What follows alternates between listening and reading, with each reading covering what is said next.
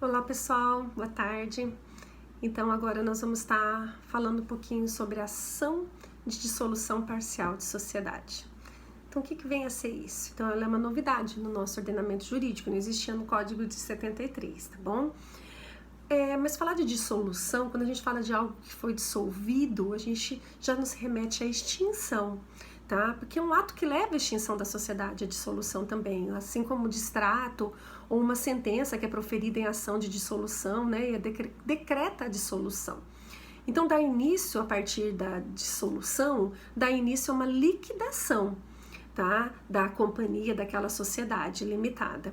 Então, pressupõe daí a nomeação de um liquidante para vender os bens, pagar os credores, dividir os bens entre os sócios, enfim, tá? Após isso, daí é cancelado daí lá no registro. Então, dissolução, em termos bem técnicos, seria justamente esse ato que dá início à extinção de uma sociedade anônima, de uma sociedade limitada, tá? Então, seria o início do fim da sociedade. Então, esse nome de dissolução talvez não seja o mais adequado, mais apropriado, mas é o que pegou juridicamente, tá? Então, foi assim que foi aceito. Então, assim, para dizer para vocês que no código anterior ao código, vocês têm direito empresarial hoje, mas antes era direito comercial. Então, o direito brasileiro, lá no Código Comercial, que é de 1850, na época do Império, qualquer fato que fosse relacionado ao sócio levaria à extinção da sociedade. Então, assim, o sócio morreu, extingue a sociedade. O sócio se tornou incapaz, extingue a sociedade. Se o sócio quiser sair daquela sociedade, só ele, os outros queriam continuar, extingue a sociedade. E aí isso trazia um comprometimento todo, né, naquela empresa, tá? Trazia muitas consequências isso, né? Se havia briga entre os sócios, por exemplo, e algum sócio quisesse sair, tá? Aí tinha que ter a dissolução. Então começou a ter muitas ações, gente, muitas ações nesse sentido, assim, para que dissolver? Para que extinguir uma sociedade? Para ter todas essas consequências, as atividades econômicas da empresa com a saída de um sócio, tá? Então as ações começaram a ser julgadas e os julgados começaram a entender sobre essa possibilidade parcial da dissolução da sociedade em relação àqueles sócios que queriam ser excluídos, né? E a continuação da sociedade com relação aos demais. Então, foi nesse sentido que começou a surgir a necessidade da inclusão desses dispositivos legais que nós vamos estar estudando agora. Então, o artigo 599 ao 609 do CPC trata para nós sobre ação de dissolução parcial de sociedade. Uma necessidade por uma construção jurisprudencial, uma necessidade que surgiu, tá? Então, essa necessidade de desvinculação do sócio em relação àquela sociedade.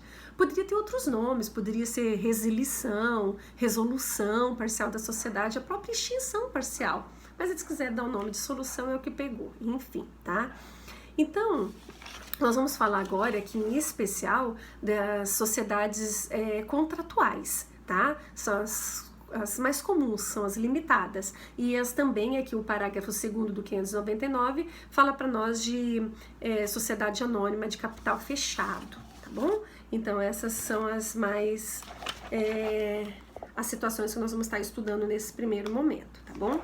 É aquela que, essas sociedades anônimas de capital fechado, aquelas que não podem ser negociadas, né, livremente no mercado de valores, né, porque tem poucos sócios. Então, a gente vai estar estudando essas duas situações. Então, quem tem legitimidade para propor essa ação? E aí é que traz a situação mais marcante aqui desses dispositivos. Importante que vocês leiam todos os dispositivos. O próprio artigo 599 fala para nós sobre que a ação de dissolução parcial da sociedade pode ter por objeto, qual que é a finalidade dela? Resolução da sociedade empresarial, eu falei da sociedade contratual, tá? Em relação ao sócio falecido, excluído, ou que exerceu seu direito de retirada ou de recesso, apuração de haveres do sócio falecido, excluído, ou que exerceu seu direito de retirada ou de recesso, ou somente para resolução ou para apuração de haveres. Então, essa ação de dissolução pode ser para esses dois objetos, dois objetivos. Resolução, tá? Dissolver aquela sociedade em relação àquele sócio que é falecido, ou aquele que foi excluído, ou que exerceu seu direito de retirada, para apurar os haveres, tá? Desse sócio, ou somente para dissolver ou somente para apurar os haveres, tá? Essa é a construção, essa é a finalidade da ação de dissolução parcial, tá? Dissolver e apurar os haveres, tanto uma quanto outra, ou uma ou outra, ou as duas juntas, tá? Mas o que é mais importante, quem é que tem legitimidade para isso? Artigo 600 vem falando isso para nós, tá? Quem tem essa legitimidade? Com relação à causa-mortes. Então, com a morte, os herdeiros das sociedades limitadas, os herdeiros eles têm direito de receber o valor das cotas que eram pertinentes ao falecido. Então, o problema tá se houver divergência quanto ao valor das cotas, discordância com relação aos valores. Então, tem que apurar esses haveres.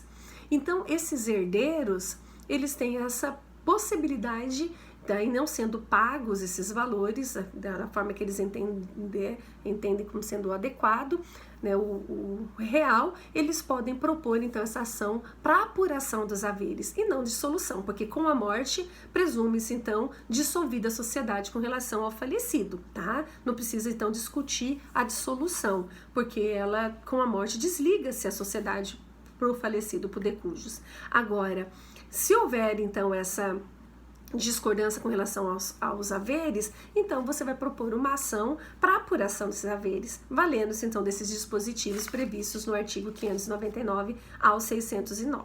Quem tem legitimidade para isso? Pode ser tanto o espólio, como pode ser os herdeiros. Quando que vai ser o espólio? O inciso 1 ali do artigo 600, quando ainda não tenha sido feito o inventário, tá? Então, é o espólio que está representando a universalidade de bens. Agora, se já teve o inventário, os próprios herdeiros podem estar movendo essa ação. Em desfavor de quem? Contra a sociedade, tá? O próprio artigo 601 diz para nós que os sócios e a sociedade serão citados, tá? Seria o caso de desconsórcio passivo necessário. Há uma discussão com relação a essa necessidade de também os sócios, tá? Se é em desfavor da sociedade, mas o dispositivo legal trata assim, tá? Desconsórcio passivo necessário entre os sócios e a sociedade da empresarial, no polo passivo. Então, essa é a situação que trata para nós o artigo 600, inciso 1 e inciso 2. Então, a finalidade dessa ação é apurar os haveres que faria jus os herdeiros ou o espólio com relação por conta da morte daquele sócio. É importante agora falar do inciso 4 aqui do artigo 600 para nós, que a ação pode ser proposta pelo sócio que exerceu o seu direito de retirada ou de recesso. E se não tiver sido providenciada pelos demais sócios, alteração contratual consensual formalizando o desligamento. Então veja só, gente, as sociedades limitadas, geralmente elas são por prazo indeterminado, tá? Porque seria muito ruim dar um prazo determinado para uma sociedade, ela vai vigir de agora para determinado tempo. Então, geralmente elas são por prazo indeterminado, que é o mais comum. Então, estão vários sócios, vamos imaginar 5 sócios numa sociedade por prazo indeterminado. E um deles, de repente, quer sair, quer se desligar daquela empresa, tá? E como que faz? Como que seria? Então, o artigo 1029 do Código Civil vem falando para nós que isso é possível, tá? Ele só tem que simplesmente notificar com 60 dias de antecedência que ele vai fazer esse desligamento, beleza? Até tem uma discussão sobre isso, porque gera um monte de consequências, de instabilidade, essa possibilidade de desligamento, tá? Gera gera inseguranças naquele empreendimento, enfim, por quê? Porque ele vai fazer retirada dele, o investimento que ele fazia agora ele vai pegar de volta. O sócio quer sair, mas o fato que ele tem esse direito, o Código Civil, ele garante, né, que basta apenas notificar prazo de 60 dias para que depois opere-se, então, o direito dele de dissolução, de resolução. O problema tá se houver conflito e os demais sócios não procederem corretamente seu desligamento, ou seja, não pagar certo, né, os valores, os haveres que ele tem com relação àquilo, ou como diz o próprio dispositivo 600, inciso 4, se ele não for formalizado a alteração contratual, né, lá do desligamento dele, enfim. Então, ele pode, então, agora, nesse momento, ele pedir, aí ele pode propor uma ação de dissolução parcial, né, cumulada com apuração de haveres, porque não foi feita da forma adequada e, enfim, as coisas, se não for feito consensual, ele pode fazer isso judicialmente e propor essa ação acumulada, para que ocorra a dissolução parcial, para ir lá registrar, formalizar esse desligamento dele, tá? E nos cadastros, e depois também a apuração dos haveres. Tá? E, inclusive, ele pode pedir tutela antecipada para esse desligamento com antecedência, se ele provar os requisitos lá das tutelas provisórias que nós estudamos nos artigos 300 e seguintes. Então, essa é uma característica interessante da ação de dissolução. De outro lado, o que também é interessante para nós é sobre sócio excluído. Tá? Então, o sócio, ele pode, o Código Civil, o artigo 1085, ele vem falando para nós sobre a possibilidade de exclusão extrajudicial do sócio. Então, assim, em caso de falta grave, o sócio minoritário que tenha cometido uma falta grave, desde que haja previsão no contrato, prevendo de forma expressa essa possibilidade de exclusão, ele pode ser excluído. Aí é possível essa exclusão por uma deliberação, por maioria, né, em assembleia dos sócios, para garantir o direito de defesa, enfim, e aí é sim o sócio que cometeu a falta grave pode ser excluído. Tem que ser pago os haveres, enfim, tudo que ele tem direito. Não tira o direito dele de verificar tudo isso judicialmente. O sócio excluído, então, ele tem direito, legitimidade ativa para discordar desses valores, inclusive da própria exclusão dele e verificar isso tudo judicialmente, tá? Então, ele pode estar verificando isso. O problema também tá que o artigo 1030 do Código Civil prevê a possibilidade de exclusão judicial daquele sócio. Então, que cometeu por algum motivo, tá? Alguma falta, e não há essa previsão expressa, não há esse contrato, né? Essa possibilidade de exclusão extrajudicial. Então, é necessária, então, uma ação judicial para a exclusão do sócio. A ação de exclusão de sócio, ou seja, essa ação de dissolução parcial da sociedade, que é proposta daí pela sociedade, pelos sócios, para excluir esse sócio e pagar os haveres que ele teria direito. É essa a ideia aí maior do que mais importante, mais impactante da ação de dissolução de sociedade, pessoal.